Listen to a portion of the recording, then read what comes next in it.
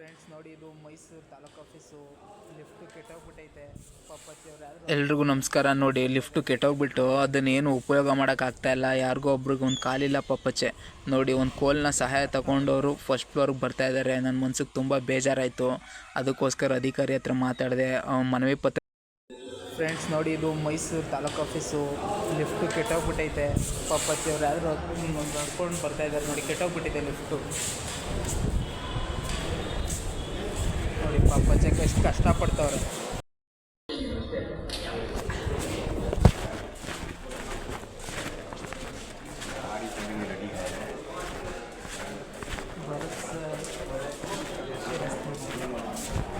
Come in sir. Sir ನಮಸ್ಕಾರ. Sir, lift ಕೆಟ್ಟೋಗ್ಬಿಟ್ಟಿದೆ. ಯಾರೋ ಒಬ್ಬರು ಪಾಪಚ್ಚ ಒಂದು ಕಾಲಿರಲಿಲ್ಲ. ಅವರು ಮೆಟ್ಲು ಹತ್ಕೊಂಡು ಬರೋದು ತುಂಬ ಕಷ್ಟ ಆಯಿತು. ಯಾವ ರಿಪೇರಿ ಮಾಡಿಸ್ತೀರಾ? ನಡೀತದೆ ವರ್ಕು. ಹಾಂ PWD ಕೊಟೇಶನ್ ಹಾಕಿದ್ದಾರೆ. ಹಾಂ ಒಂದೊಂದಾಗಿ ಮಾಡ್ತಾರೆ. ಸರ್, ಇನ್ನೆಷ್ಟು ದಿನ ಆಗ್ಬೋದು? ಅದು ಇನ್ನೆಷ್ಟು ದಿನ ಆಯ್ತು ಅಂತ PWD ಅವ್ರನ್ನೇ ಮಾತಾಡಿ. ಇವಾಗ ಅವರು ಸೆಕೆಂಡ್ ಫ್ಲೋರ್ಗೆ ಹೋಗ್ಬೇಕು. ಎಷ್ಟು ಕಷ್ಟ ನೀವು ಹೇಳಿ. ಎಷ್ಟು ತಿಂಗಳಾಯ್ತು ಸರ್ ಕೆಟ್ಟೋಗಿ? ಕೆಟ್ಟೋಗಿಲ್ಲ ಕಣಪ್ಪ, ಅದು AMC ಕ್ಲೋಸ್ ಆಗಿದೆ.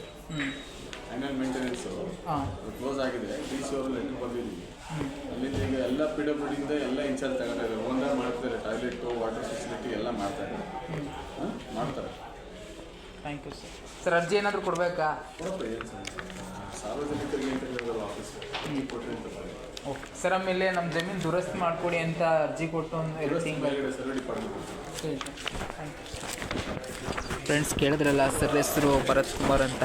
ತುಂಬ ಒಳ್ಳೆ ಅಧಿಕಾರಿ ಅಂತ ಅನ್ನಿಸ್ತು. ಅರ್ಜಿ ಕೊಡಲ ಸರ್ ಅಂತ ಅಂದಾಗ ಕೊಡಪ್ಪ ಅಂತ ಹೇಳಿದ್ರು. ಅರ್ಜಿ ಕೊಟ್ಟಿದ್ದೀನಿ. ನೋಡಿ, ಅರ್ಜಿಲಿ ಏನೇನು ಬರೆದಿದ್ದೀನಿ ಅಂತ ನಿಮಗೆ ಎಕ್ಸ್ಪ್ಲೈನ್ ಮಾಡ್ತೀನಿ, ಕೇಳಿಸ್ಕೊಡಿ. ಏನೇ ಸಮಸ್ಯೆ ಆದರೂ ಈ ಥರ ಪ್ರಶ್ನೆ ಮಾಡಿ ಸುಮ್ಮನೆ ಬರಬೇಡಿ ಅಂತ ಮನವಿ. ತಕ್ಷಣ ಅಲ್ಲೇ ಒಂದು A4 ಸೈಜ್ ಶೀಟ್ ತೊಗೊಂಡು ನೋಡಿ, ಈ ಥರ ನನ್ನ ಅಡ್ರೆಸ್ ಎಲ್ಲ ಬರೆದು, ತಹಸೀಲ್ದಾರ್ ಅವ್ರದ್ದು ನೇಮ್ ಬರೆದು, ಸಬ್ಜೆಕ್ಟ್ ಎಲ್ಲ ಬರೆದು, ಲಿಫ್ಟ್ ಈ ಥರ ಸಮಸ್ಯೆ ಆಗಿದೆ, ಇದರಿಂದ ಆದಷ್ಟು ಬೇಗ ಇದನ್ನು ರಿಪೇರಿ ಮಾಡಿಸ್ಕೊಡಿ ಅಂತ ಹೇಳಿ ನೆಕ್ಸ್ಟ್ ಬಾಡಿ ಆಫ್ ದ ಲೆಟರ್ಗೆ ಬಂದೆ. ಈ ಮೇಲ್ಕಂಡ ವಿಷಯಕ್ಕೆ ಸಂಬಂಧಿಸಿದಂತೆ ಹಿರಿಯ ನಾಗರಿಕರು ಮತ್ತು ಅಂಗವಿಕಲರು ಅತಿ ಹೆಚ್ಚಾಗಿ ತಾಲೂಕು ಕಚೇರಿಗೆ ಬರುವುದರಿಂದ, ಮೈಸೂರು ತಾಲೂಕು ಕಚೇರಿಗೆ ಇದರಿಂದ ತುಂಬ ಸಮಸ್ಯೆ ಆಗ್ತಾಯಿದೆ. ಅವರು ಸೆಕೆಂಡ್ ಫ್ಲೋರ್ಗೆ ಹೋಗೋದಕ್ಕೆ ಆದಷ್ಟು ಬೇಗ ದಯವಿಟ್ಟು ರೆಡಿ ಮಾಡಿಸ್ಕೊಡಿ ನಿಮ್ಮ ಆಡಳಿತಾವಧಿಯಲ್ಲಿ ಅಂತ ಹೇಳಿದ್ದೀನಿ. ಇನ್ನು ಒಂದು 15 ದಿನ ವೆಯ್ಟ್ ಮಾಡ್ತೀನಿ. ಮತ್ತೆ ತಹಸೀಲ್ದಾರ್ ಹತ್ರ ಹೋಗ್ತೀನಿ.